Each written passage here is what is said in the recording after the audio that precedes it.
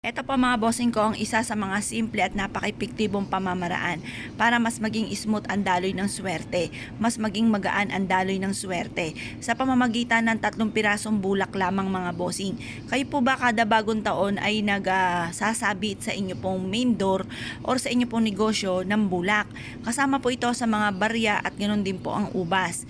Ito po ay nagdudulot ng walang hanggang swerte or magaan na daloy ng swerte. Proven po ito mga bossing basta't may 100% kang paniniwala sa mga gatong mga pamamaraan. Kailangan po ninyo ang 3 bulak at pagkatapos mga bossing ko humarap ka sa may silangan. I-wish nyo po dito na lahat ng inyo pong hangarin ng walang gamit na sana. Halimbawa po matagal nyo nang pinapangarap na magkaroon ng sariling bahay na napaka-importante. Ang sabi nga po nila ay magdildil ka na ng asin basta't ikaw ay may sarili pong bahay. Ngayon pa mga bossing mag-wish po kayo, magkaroon ako ng isang malaking bahay na napakaganda. Ganun ang pag-wish ng walang gamit na sana. At lubos-lubosin nyo na ang kahilingan dahil ang kahilingan naman po ay walang bayad. Ito po ay magdudulot po sa inyo po mga bossing ko ng swerte kapag walang gamit na sana. At kapag kasi may sana alinlangan ka pa, parang maaaring mangyari, maaaring hindi. Pero kung direct to the point ang pag-wish, maaaring yan po ay magkatotoo kaagad-agad ang inyo po mga hinihiling. Ngayon pa mga bossing, mag-wish din kayo na magkaroon ng negosyo na dito na yumaman or kaya ay tumama ng jackpot sa matagal nyo ng numero na tinatayaan. Halimbawa, ang inyo po laging tinatayaan, ito sample lang mga bossing. Pero kung gusto nyo tayaan dahil may nanalo na po dito at lumabas na ito sa Easy2 mga bossing ko, pwede nyo rin tong tayaan mga bossing sa kung saan naman pong mga tayaan or dagdagan nyo pa ng ilang numero.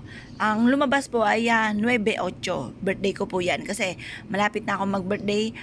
August 9 naman, binaliktad lang. 8-9. Ngayon pa mga bossing, ilang beses na po itong naglumabas mga bossing pero pwede nyo siyang tambalan ng aking edad na 42. Magpo-42 na po kasi ako. Tapos syempre, ang numero ng napakaswerte, panghatak ng swerte ay 7 at saka 5 at saka 8. Ayan. Nasa inyo po kung gusto nyo po yan tayaan. Kaya lang, di dalawa yung 8 ko po na ibinigay. Gawin nyo po ito na 25. Kasi ang 25 is for happiness. Di ba, pinanganak si Papa Jesus, lahat ay nagdidiwa, ang 25 ay for happiness. Ngayon pa mga bossing, isulat nyo dito sa numerong ito, dito na ako mananalo ng jackpot. Ganun po ang pag-wish direct to the point. At pagkatapos mga bossing ko, ibilad ito sa sinag ng araw hanggang alas 8 ng umaga. Pero kung ikaw ay gagawa at nataon mga bossing ko na umulan, pwede rin naman po yan. Basta wag na muna siyang mababasa mga bossing.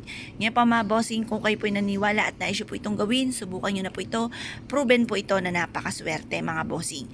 At i-mindset nyo na kayo magiging matagumpay, simula na ito ng tagumpay nyo at kailanman hindi na kayo mamumblema tungkol sa usapin ng pera. Kaya kung kayo pigagawa mga bossing, ay siya. Good luck po sa iyo po lahat.